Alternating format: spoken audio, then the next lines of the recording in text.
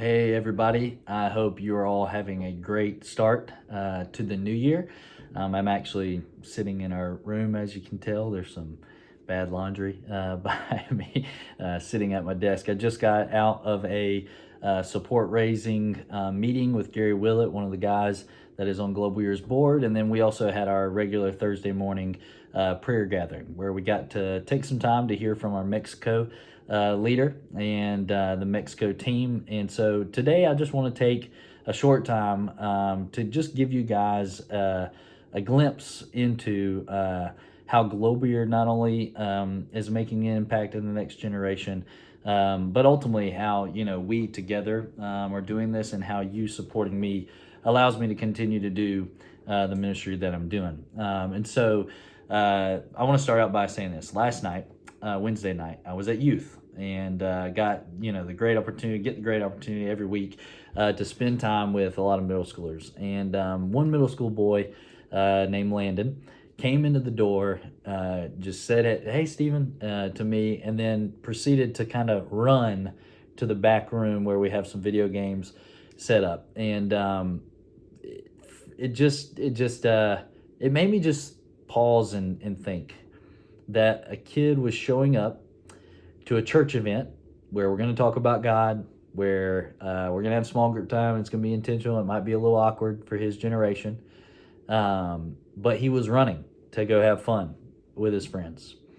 And then this also made me think about Global Year and how Global Year has been a generational impact since I've been a part of it.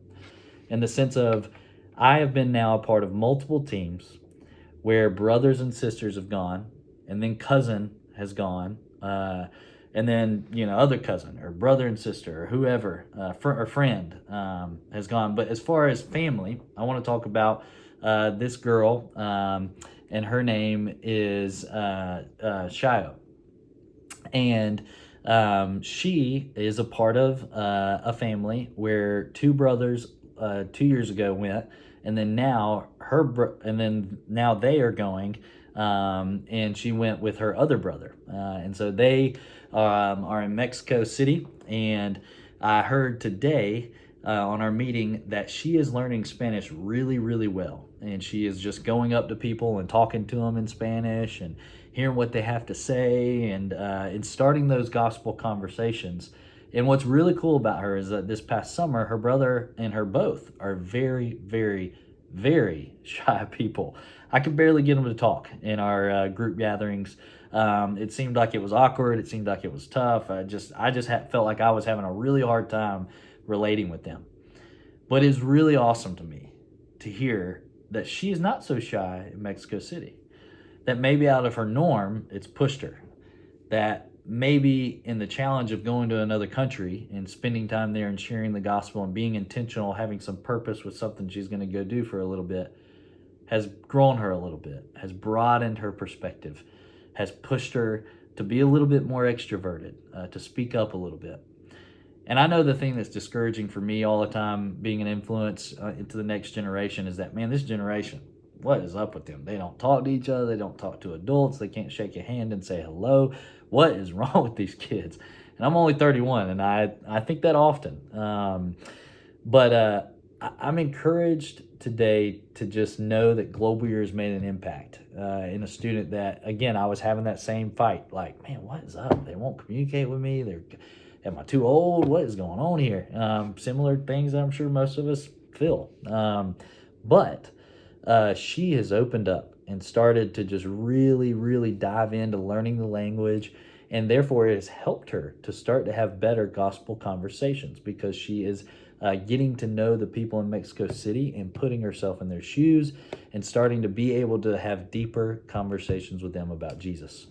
And it's encouraging. It's encouraging to me. And the thing that I constantly battling is that these students are just on another level of communication. They're talking on social media. They're talking.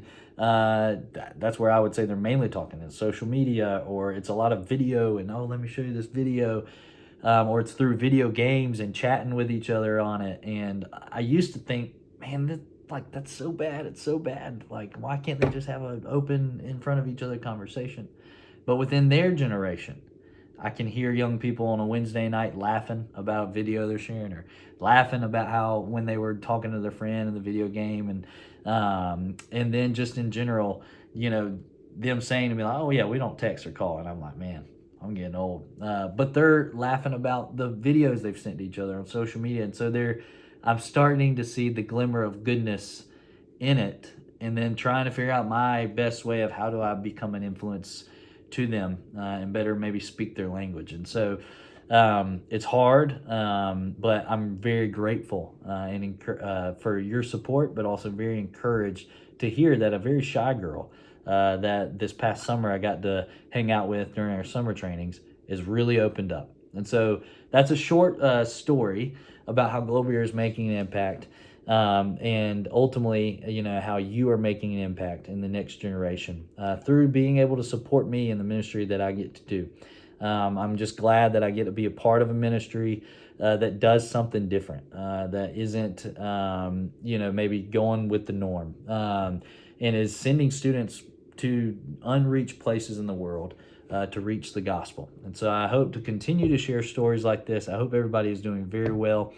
Please, please, please reach out to me. If you have any prayer requests, or you need anything, or have any questions, please reach out to me. I'd love to hear from you. And in 2025, I know that I'm not the best at this. And so I'm going to try to set myself up for success in reaching out to y'all. And so I'm hoping to not only do this more, but also just send texts more, make phone calls more, just be more adamant about reaching out. And if I don't get a text back or call back or email back, whatever, my feelings won't be hurt. But I'm just grateful that y'all have continued to support me. And I just want to say thank you.